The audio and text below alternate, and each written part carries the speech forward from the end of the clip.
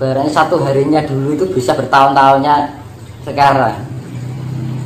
Karena perjalanan bumi untuk mengitari matahari itu pelan banget. Akhirnya dengan kondisi normal berputar kayak gitu. Terus terjadi humus, kematian makhluk, terjadi pertumbuhan pembusukan. Jadi kita semua itu terjadi karena proses pembusukan alam. Iya, adewe diceritake suka barang bosok. Jadi itu saya kembalikan ke Adam Hawa. Lah Adam Hawa itu bukan iki Gusti Allah bentuk tanah seperti manusia disebul jadi apa jenenge menungso jadi manusia. Nggak masuk akal gitu. Tuhan itu bukan pesulap kan. Semua itu berdasarkan proses ilmiah alam. Berarti itu ditumpuk jadi Adam. Kira mungkin manusia pertama itu adalah manusia kera. Kan itu. Burak diketek kan. Karena dari sekian juta tahun itu ada penyempurnaan secara fisik. Makanya di peradaban baru nanti ada perubahan fisik di kelahiran baru juga. Mungkin anak dewi sing selamat sumben dua anak awake malah ganteng ya. Itu pasti. Dan sekarang itu sudah terjadi. Ya, cah saiki ayu-ayu ganteng-ganteng. Ya, wong dhisik wajah paling seleprot kan. Evolusi. Iya ya Mas ya. Iya, aku lihat pemain-pemain sepak bola zaman dulu sama sekarang tuh bedanya jauh ya. Artis-artis zaman dulu gitu kan, sekarang keren-keren. Makanya itu kan perubahan fisiknya itu nanti tambah semakin besar. Tidak hanya fisiknya, tapi secara non materinya atau IQ-nya itu main. Ya. Jadi sudah tidak bermain sosok, bermainnya itu sudah partikel. Iya. Nah gitu. Nah saya ini kan menerobos di lorong waktu ke depan, jadi di belakang lorong ke depannya di mana terjadinya seperti itu. Tapi ya itu apa yang saya lihat, misalkan ada yang nggak percaya silahkan. Ya toh? Saya memberi besok ini karena dari proses perjalanan itu tadi.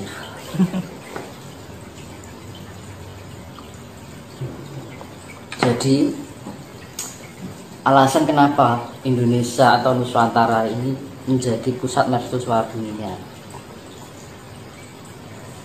Apa alasannya Mas? Indikasinya apa? Yang mengindikasikan? Kalau saya loh, kalau perspektif saya pribadi loh, ketika kemudian dunia itu resesi, ya kan? Mulai sekarang kan udah kelihatan nih disuruh numpuk stok pangan dan lain sebagainya begitu. Nah itu hal itu bagi saya tidak akan pernah terjadi di Indonesia karena memang Indonesia itu sumber pangan yang luar biasa. Disitulah kemudian titik kebangkitan kita nanti persoalan sumber pangan itu kalau saya. Barangkali Mas Tinus ada pandangan lain apa kira-kira? Nah, kalau saya membacanya ya, yang mengindikasikan kenapa mercusuar dunia dipilihkan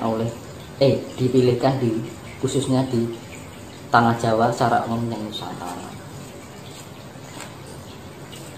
Kan semua itu ono sebabnya, nggak mungkin toh.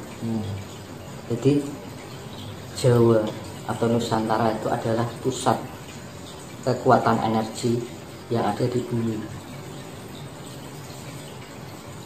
Kalau saya melihat secara lampau terjadinya gunung tertua di Jawa itu Gunung Lawu. Jadi kalau ada Gunung Lawu itu adalah kejatuhan pemindahan gunung-gunung Himalaya menjadi Semeru. Kalau menurut saya enggak, dengan apa yang saya lihat, karena indikasinya gini. Jadi kita kalau bermain imajinasi dan bermain Karena gini, kalau kesalahan selalu yakin terus menerus akhirnya menjadi suatu kebenaran. Itu loh. Akhirnya kita terjerumus pada ketidakbenaran itu juga. Nah, kenapa saya mengatakan Gunung Lawu? Nah, ciri-ciri gunung usianya tua itu apa? Dan gunung yang muda itu bagaimana? Kan itu. Gunung tua itu indikasinya dia pasti akan membantu.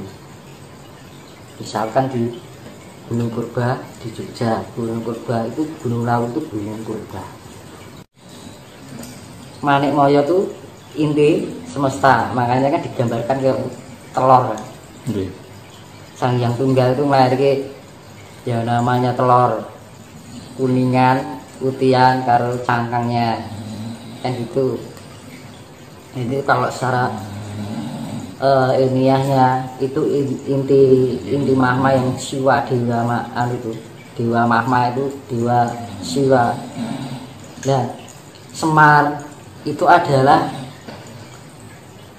penguasa bumi bagian katulistiwa bagian selatan. Antogo atau Togo itu penguasa bumi di belahan selatan katulistiwa. Makanya di dalam pewayangan Togog itu selalu mendampingi atau menjadi pamongnya raja-raja yang kaya di tanah seberang. Artinya itu. Kalau di Jawa itu Semar jadi pamongnya orang-orang yang sifatnya religius. Lebih kalau makanya di belahan sana katulistiwa sana orang itu lebih ke fakta, ilmu ilmiah gitu loh. Kalau di belahan selatan lebih ke religi, ke spiritualnya. Spiritual. Nah, makanya di belahan selatan itu lebih dominan non material. Kalau di sini lebih dominan material, kan gitu. Makanya kan bumi itu beratnya menghadap ke timur ya, matahari terbit dari timur. Jadi sama aja otak kita. Otak kita tuh otak kanan dan otak kiri. Otak kanan cenderung ke non materi dominannya. Kalau orang dominan otak kiri itu adalah cenderung ke sifat materi. Kan gitu. Imajinasi, ilusi, halusinasi, spiritual itu otak kanan. Kedamaian itu otak kanan. Tapi kalau otak kiri lebih ke faktual. Lebih ke ilmiah gitu. Makanya dari yang saya jelaskan ini antara kiri sama kanan saya seimbangkan, saya sinkronkan. Makanya yang untuk penetralisir seperti itu, di tengah yang terbentuk neutron itu tadi, proton dan neutron yang sama-sama 50% disatukan menjadi netral. Netral itu simbol kedamaian, kesetaraan, kasih sayang, kan gitu. Jadi ya percaya nggak percaya sih kembali pada diri masing-masing ya. Kalau secara ilmiah saya jelaskan Adam Hawa itu bukan manusia, tapi perwujudan partikel alam yang sangat kecil sekali.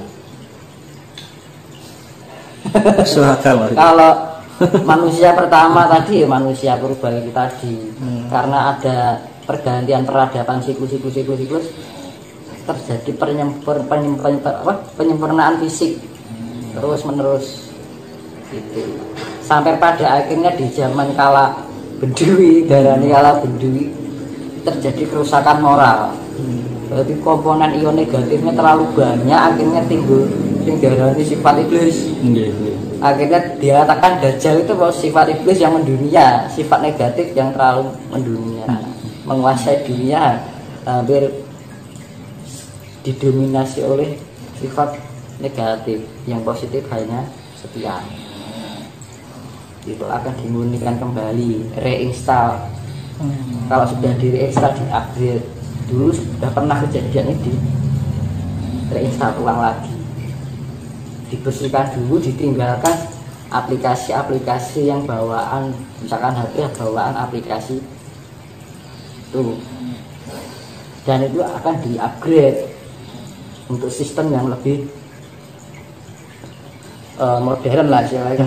Makanya suatu ketika nanti ada perubahan ini kan pembalikan gini adik, yang awalnya itu yang non material diginikan, itu akan perputaran bumi itu ke arah timur. Jadi bumi, misalkan ini bumi, kita ke arah timur nih berputarnya. Ini matahari, otomatis matahari terbit dari timur toh. Lah ketika kutub selatan dan kutub utara ini dibalik, misalkan jenengan punya rumah madhepe ngetan, toh, karena kutub ini dibalik, tapi perputaran posisi ke arah timur. Jadi jenengan amai madhep kulon toh dadian, ada ke barat toh. Lah ada ke barat itu tapi perputaran masih ke timur, seakan-akan matahari terbit dari barat, padahal masih dari timur benarnya. Nah itu ya sering dikatakan yang tanda-tanda akan terbit matahari dari barat itu ya itu juga bisa diilmiahkan musim. Itu bisa diilmiahkan. Nah, dari pembalikan kutub ini terjadi peningkatan yang secara elektromagnetik itu mempengaruhi otak, atau karena di-upgrade tadi di-upgrade akhirnya ada peningkatan kemanfaatan diri, potensial diri. Akhirnya besok itu tidak hanya supranatural tapi supernatural. Orang itu sudah tidak memahami sosok perwujudan, kan perwujudan bagian imajinasi. Kekuatan imajinasi itu bisa mewujudkan sesuatu yang partikel itu bisa menjadikan berdasar imajinasi pikiran dan memori otak. Jadi bisa terwujud bentuk. Nah akhirnya dari pembalikan ini, karena berputarnya gini, misalkan ini kutub magnet gitu mas, kembalikan akhirnya orang yang mau awalnya di sini yang memahami lebih dominan ke non material, dibalik sini non materialnya dapat, itunya juga dapat, akhirnya terupgrade elemennya. Jadi update all elemen alam semesta dan gitu ya. Besok itu orang cerdas sekali mas. Jadi misalkan yang selamat itu terupgrade,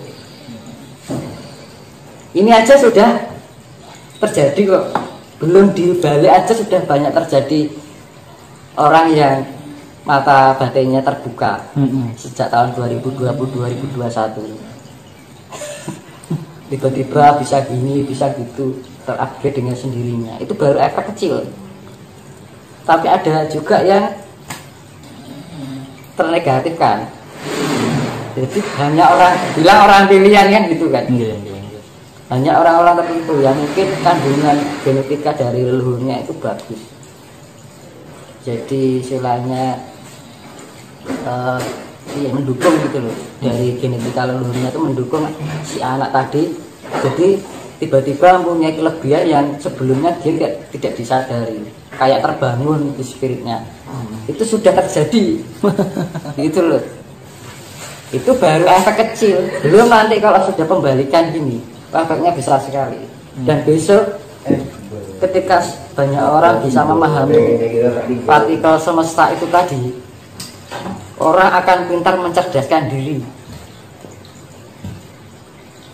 mengerti caranya penyempurnaan diri, potensial yang ada dari setiap partikel dan cahaya dan aura cahaya itu tadi. Dengan mudah di zaman orang-orang dahulu itu dengan mudah dia ingin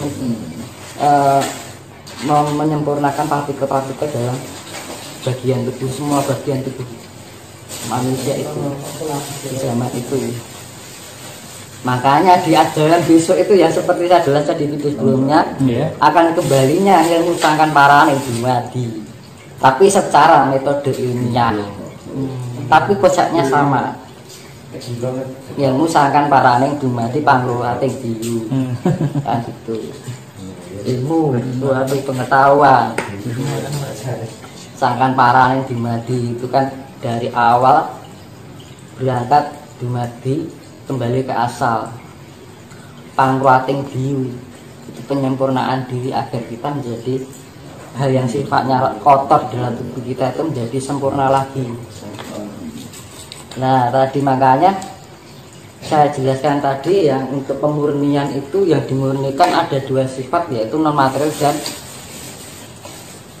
material. Non material tugasnya Isa Al-Masih itu tadi, kalau diwayang Isa Geni, nah gitu Isa Geni dipisahkan sang yang menang. Isa Al-Masih dibilang kalau Nasrani putra Allah kan ngono. Bila dengan cara kasih. Nah, untuk penyempurnaan partikel non materi itu dengan kasih penyempurnaannya, pemurniannya kan gitu. Terus ya tadi yang non materi, yang materi itu penyempurnaannya dengan air laut. Di agama yang namanya Nabi Khidir, penguasa laut. Kalau diwa yang Antasena, titisan sayang Daluno, makanya disapu dibersihkan karena air laut sifatnya penetralisir.